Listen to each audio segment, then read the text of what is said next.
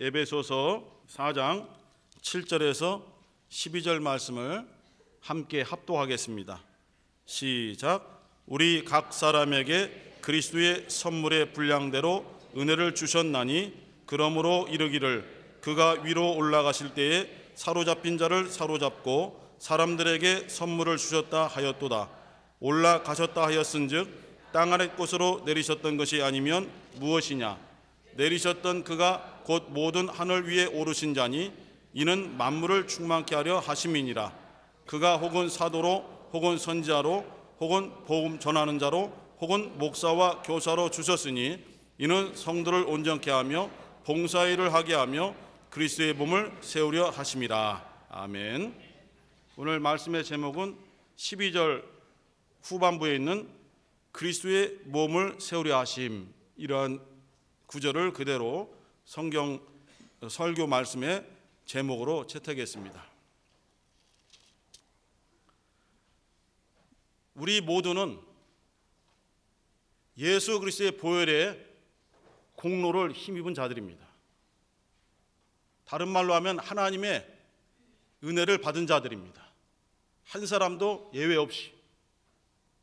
우리는 예수께서 흘리신 그 피의 공로가 우리가 절대로 벗어날 수 없었던 죄에서 벗어나게 해준 유일한 능력이며 유일한 길임을 믿고 하나님의 자녀가 된 자들입니다. 예수 안에 있는 우리들, 그리고 예수 밖에 있는 불신자들 모두에게 하나님은 예수의 피의 공로가 그들 심령 속에 다 임하기를 원하셨습니다. 그리고 우리에게 하나님의 아들 독생자를 내어주시면서 선택할 수 있는 기회를 주셨습니다. 예수의 피 흘림이 예수 자신의 잘못 때문에 흘린 피가 아니라 바로 우리, 더 좁게 얘기하면 나 자신의 죄를 속하기 위해서, 없이 하기 위해서 흘려주신 은혜의 피다. 이것을 믿는 자들만 하나님의 은혜가 임하게 하셨습니다.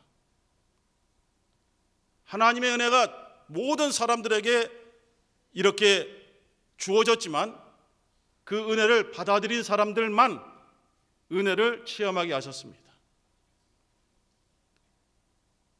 우리에게 예수 이름을 믿고 하나님의 자녀가 되는 권세를 주신 것을 우리는 놓치지 아니하고 우리의 인생의 가장 중요한 선택을 하나님 앞에 고백하며 예수를 나의 구주로 인정하고 무릎을 꿇었습니다.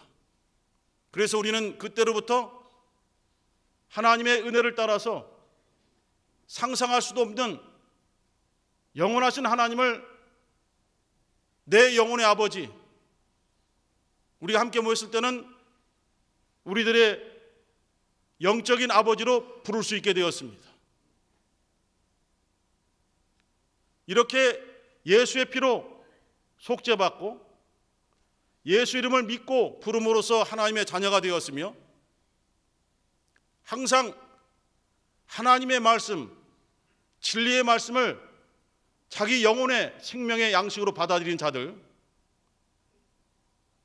그리고 자신의 영혼을 온전히 하나님 앞에 드리며 성령의 전으로 공개하고 성령을 받은 성령의 사람들, 이 사람들을 하나님께서 예수 그리스도의 몸에 속하게 하셨습니다. 교회는 예수 그리스도의 몸입니다.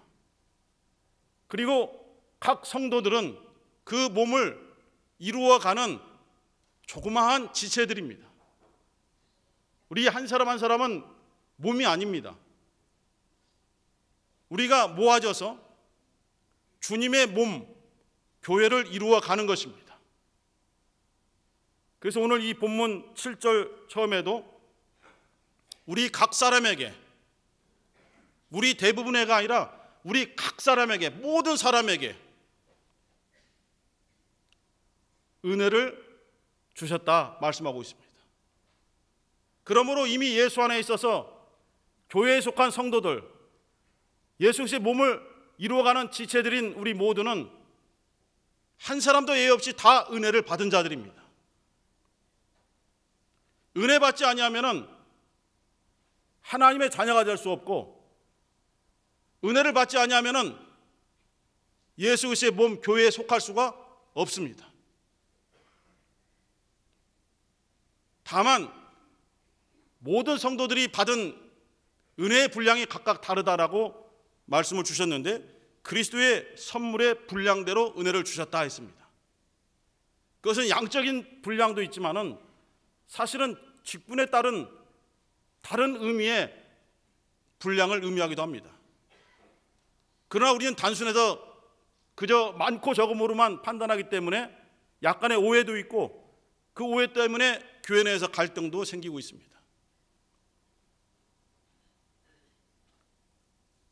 다른 성경 구절에 봤더니, 곧 로마서 12장 3절에 봤더니 믿음의 분량이다 이렇게 표현했습니다.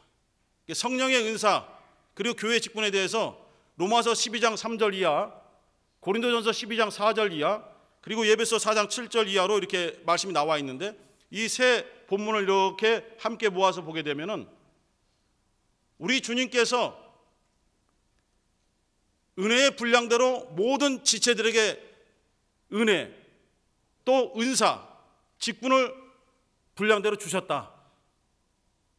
로마서의 말씀을 통해서 받아들이면은 그것을 믿음의 분량에 따라서 우리는 그것을 받아들인 것이고, 각자의 믿음의 분량이 다르기 때문에 하나님께서는 그 분량에 맞게 각각 충만하게 채워주신 것이다 이렇게 표현하고 있습니다.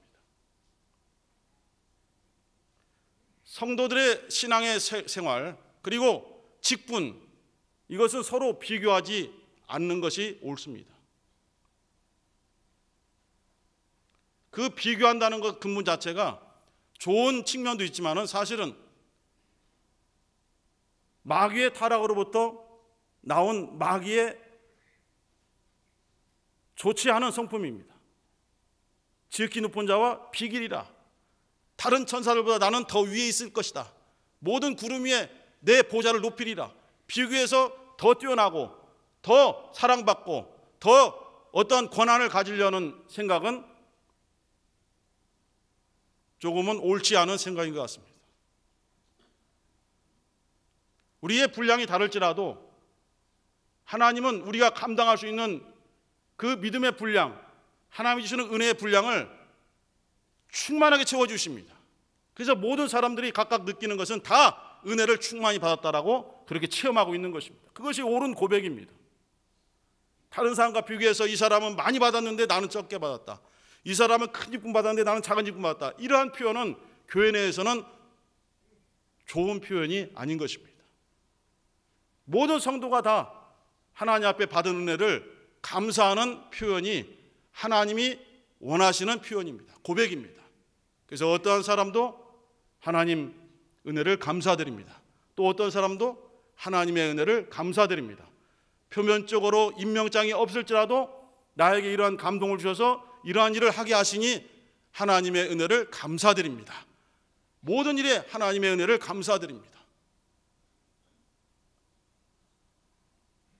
근데 이 은혜가 사실은 세상에서 받을 수 없는 너무나도 귀하고 소중한 것입니다.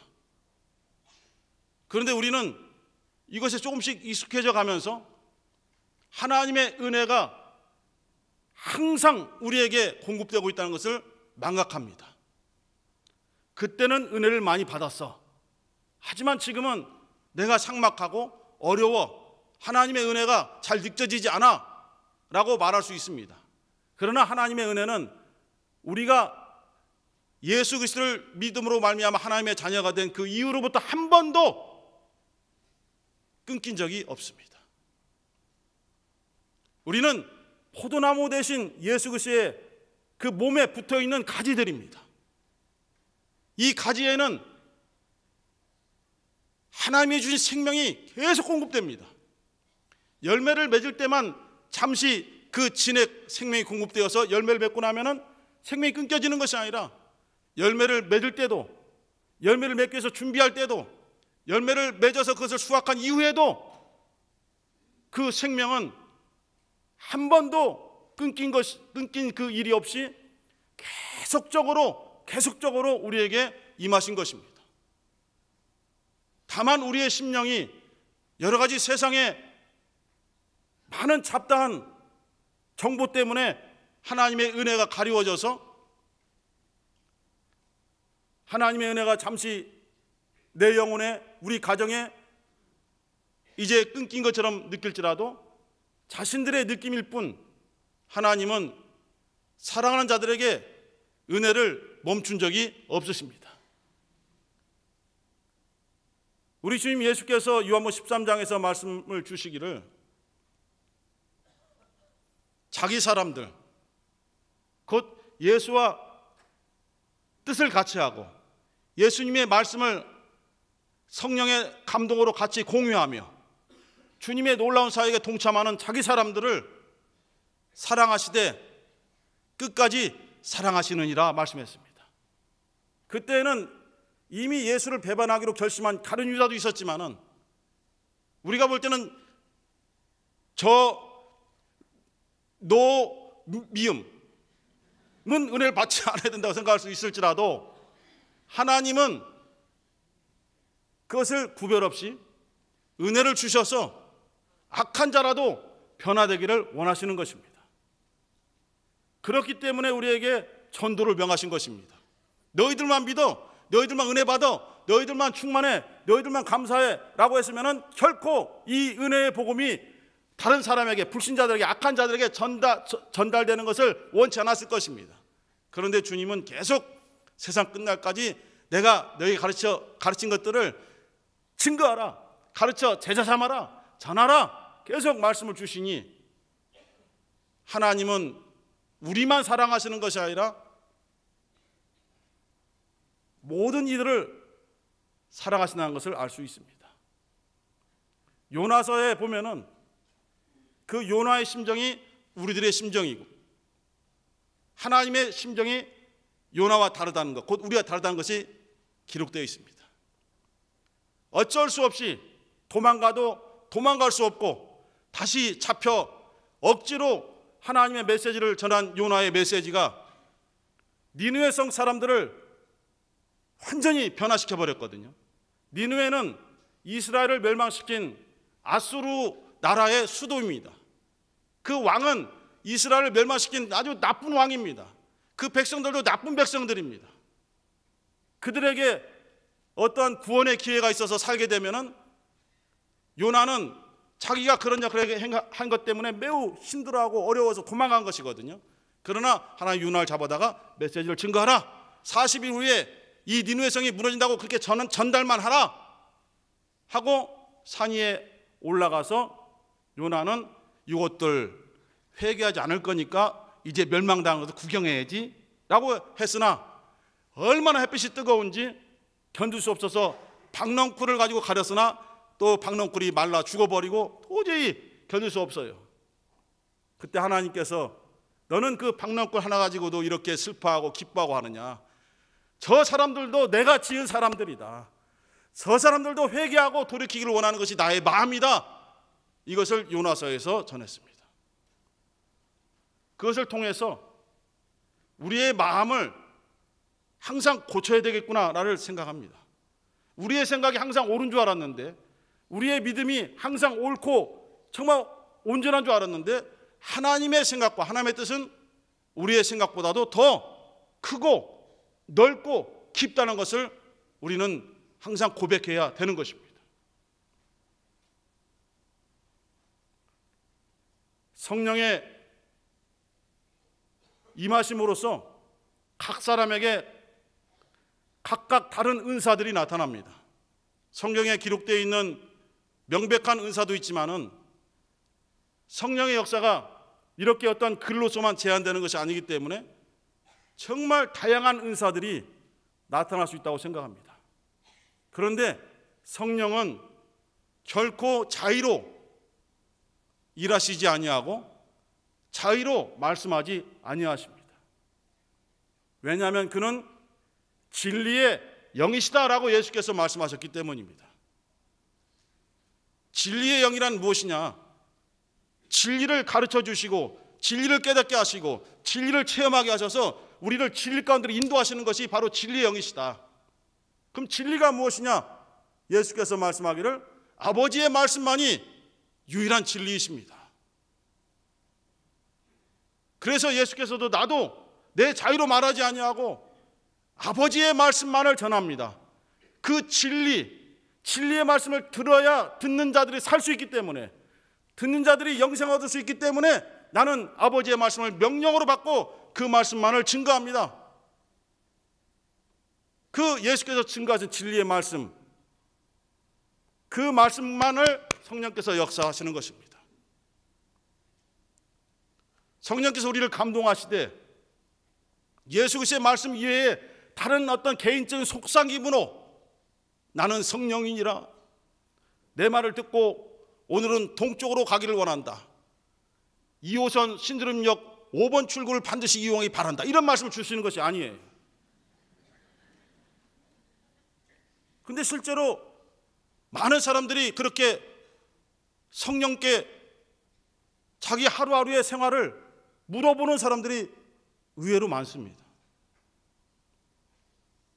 아주 오래전에는 그런 책들이 있었어요. 유명한 분의 책, 성령님 안녕하세요 하면서 그 책이 있고 수시로 성령과 대화를 하면서 살아가는, 그래서 어떻게 보면 신령하고 자신의 의지대로 생활하지 않고 성령의 인도하심을 받는 것처럼 이렇게 고백한 책이 있었고, 한동안 우리나라를 그 열풍 속에 빠지게 했었습니다.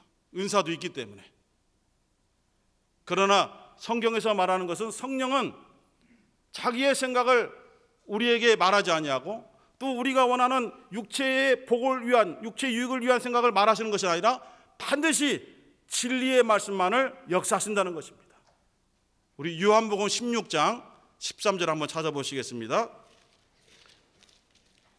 요한복음 16장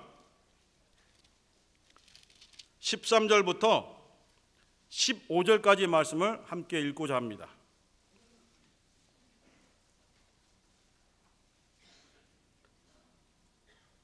요한복음 16장 13절 15절 시작. 그러하나 진리의 성령이 오시면 그가 너희를 모든 진리 가운데로 인도하시리니 그가 자의로 말하지 않고 오직 듣는 것을 말하시며 장래일을 너희에게 알리시리라. 그가 내 영광을 나타내리니 내 것을 가지고 너희에게 알리겠음이니라. 무릇 아버지께 있는 것은 다 내 것이라. 그러므로 내가 말하기를 그가 내 것을 가지고 너희에게 알리리라 하였노라. 예수께서 하신 말씀이거든요. 진리의 성령이 오시면은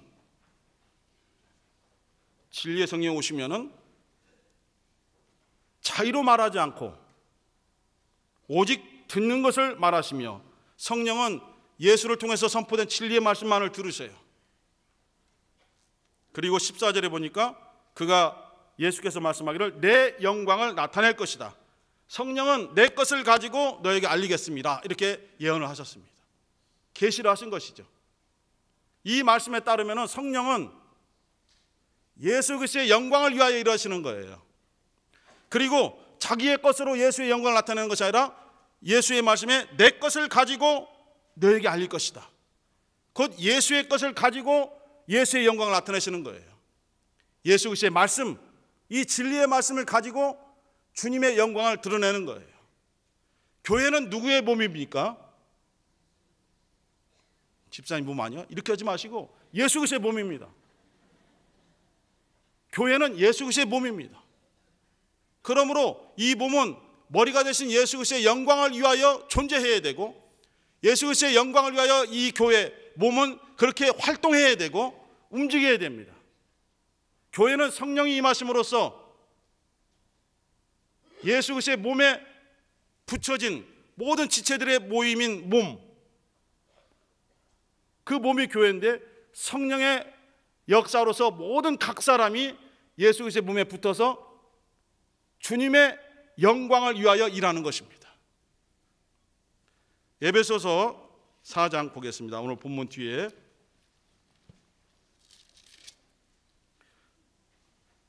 에베소서 4장 13절에서 16절까지 함께 합독하겠습니다. 시작. 우리가 다 하나님의 아들을 믿는 것과 아는 일에 하나가 되어 온전한 사람을 이루어 그리스도의 장성한 분량이 충만한 데까지 이르리니, 이는 우리가 이제부터 어린아이가 되지 아니하여 사람의 괴술과 간사한 유혹에 빠져 모든 교훈의 풍조에 밀려 요동치 않게 하려 함이라. 오직 사랑 안에서 참된 것을 하여 범사에 그에게까지 자랄지라. 그는 머리니 곧 그리스도라. 그에게서 온몸이 각 마디를 통하여 도움을 입음으로 연락하고 상합하여 각 지체의 분량대로 역사하여 그 몸을 자라게 하며 사랑 안에서 스스로 세우느니라. 이렇게 우리 각 사람들은 작은 지체들이고 또 각각 그리스도의 은혜의 분량에 따라서 각각 다른 분량을 받았지만은 그 분량이 모두가 장성한 분량으로 자라길 원한다. 장성한 분량으로 충만하길 원한다. 그 장성한 분량이 무엇이냐? 바로 예수 그리스도 그에까지 범사에 우리가 자라는 것이다. 그래서 이 16절에 보니까 교회는 온몸이 각 마디를 통해서 서로 돕고 입고 서로 연락하고 서로 이렇게 연결되고 상합하여 하나가 되어서 각 지체의 분량대로 역사하여, 받은 은혜의 분량이 각각 다를지라도 각 지체의 분량대로 역사하여 그 몸을 자라게 하며 예수 그리스도의 교회를 자라게 하며 사랑 안에서 스스로 세우는 이라 했습니다. 성령의 역사는 뭐냐? 바로 예수 그리스도의 몸에 붙어있는 모든 지체들에게 역사해 주셔서 그리스도의 몸을 자라게 하는 것입니다. 그리스도의 몸이 자란다는 것은 무엇이냐? 그리스도의 영광을 드러내는 일입니다. 교회가 서고 교회가 든든해가며 교회가 성장하는 것은 오직 머리 대신 예수께서 영광 받으시는 일입니다. 그러므로 성령이 우리 각 사람에게서 역사하는 것은 예수 그리스도의 몸을 세우는 일에 온 힘을 다하라는 것입니다. 그 일에는 전도, 봉사, 섬김, 찬양, 여러 가지 일들이 많이 있습니다. 서로 다른 직분을 가지고 있고 서로 다른 분량을 가지고 있습니다. 그러나 그 모든 일이 바로 다 예수 그리스도의 몸을 이루어가며 예수 그리스도의 몸을 세우는 성령의 역사에 순종하는 것입니다. 우리는 나는 이러니 너는 왜 이러냐? 나를 따라와라. 나와 같이 되지 않느냐? 좋은 의미로 할 수 있지만은 하나님께서 각 사람에게 주신 은사의 종류도 다르고 분량도 다르다고 분명히 명시하고 있기 때문에 하나님 앞에 내가 온전히 먼저 서는 일이 중요합니다. 주님께서 디베랴 바닷가에서 베드로에게 말씀하기를 요한의 아들 시몬아, 이거 할 때마다 맨날 헷갈려요. 시몬의 아들 요한인가 요한의 아들 시몬인가 헷갈리지만은 요한의 아들 시몬아, 궁금하신 분들은 찾아보시면 돼요. 네가 나를 사랑하느냐 3번을 물으셨어요. 네가 젊어서는 네가 원하는 대로 다녔지만은 이제 네가 원하지 않더라도 남이 너를 띠를 띄워서 너를 끌고 가리라. 주님께서 베드로에게 지금 말씀하시는데 베드로는 옆에 얘는 어떻게 요한을 바라보면서 얘는 어떤데요? 너는 그의 일에 상관 말고 너는 나를 따르라라고 주께서 말씀하고 있습니다.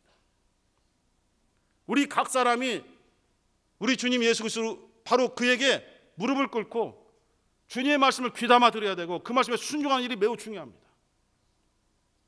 그러면 내가 아니더라도 다른 사람도 마찬가지로 똑같이 주님께로부터 말씀을 듣고 순종하고 있습니다.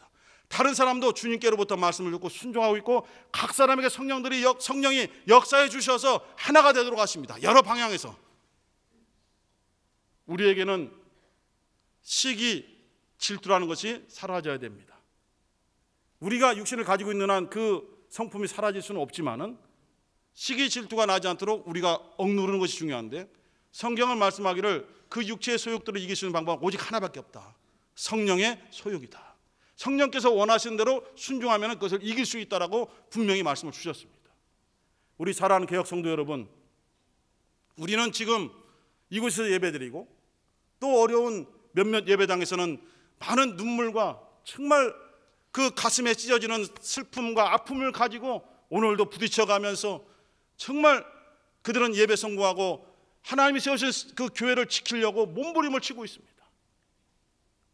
그들이 그 현장에서 승리할 수 있도록 기도로 도와주시고 우리는 이곳에서 주께 주신 일을 충성되이 일하여 우리가 주님의 일을 성공시키는 것도 매우 중요합니다. 이렇게 서로 연락하고 하나가 되어서 오직 하나 그리스도의 몸을 세우는 것, 이것이 주님이 우리에게 향하신 뜻이며 성령의 역사인 것입니다. 오늘 제목이 뭡니까? 바로 그리스도의 몸을 세우려 하십니다 했습니다. 7절을 보면은 처음에 시작할 때에 우리 각 사람에게 그리스도의 선물의 분량대로 은혜를 주셨다. 왜 주셨냐? 마지막 결론이 그리스도의 몸을 세우려 하십니다 이것입니다. 물론 12절에는 세 가지가 있습니다. 이런 직분자들, 성령의 은사들, 하나님의 은혜를 받은 것이 뭐냐? 성도를 온전케 하는 데 쓰여져야 된다. 두 번째, 봉사일을 해야 된다. 세 번째, 그리스도의 몸을 세우려 하십니다라고 말씀하고 있지만은 그 모든 것이 그리스도의 몸, 교회를 세우는 것에 다 포함되어 있습니다. 우리 사랑하는 성도 여러분, 힘들고 어려운 것을 모두가 겪고 있습니다. 왜 나는 어려운데 내 사정을 알아주지 않고 자꾸 나에게 지적질하는가? 거시기예요? 왜 나에게 자꾸 이렇게 정죄하고 있는가? 아닙니다. 내가 아픈 만큼 우리 다른 성도들도 아파하고 힘들어하고 어려워하고 있습니다. 내가 하나님 앞에 매달리며 기도하는 만큼 다른 성도들도 아픔을 이겨내기 위해서 몸부림치고 기도하고 하나님 앞에 매달리고 있습니다. 그러므로 함께 어려운 상황 속에서 힘들어 기도하며 정말 하나님 앞에 매달리며 이기려고 몸부림치는 성도들에게 아픔을 주지 마시고 함께 격려해 주세요. 집사님, 권사님, 장로님, 안수사님, 나도 매우 힘들고 지금 간신히 붙잡고 있어. 집사님, 절대 놓지 말고 끝까지 붙잡고 있으면 우리 주님이 손을 내미셔서 반드시 붙잡아 주실 거야. 물속에 빠져들어간 베드로의 그 외침을 듣고 물 위로 걸어가서 베드로의 손을 붙잡고 그걸 꺼내주신 분이 바로 우리 주님이시요. 그 주님의 은혜가 우리 모두에게 항상 임하고 있어. 하나님의 은혜는 항상 멈춘 적이 없어. 이렇게 위로하면서 서로 일어나셔서 그리스도의 몸을 세우는 일에 충성을 다하시고 함께 기도하시고 함께 격려하시는 우리 개역 성도 되시기를 예수님의 이름으로 축원합니다.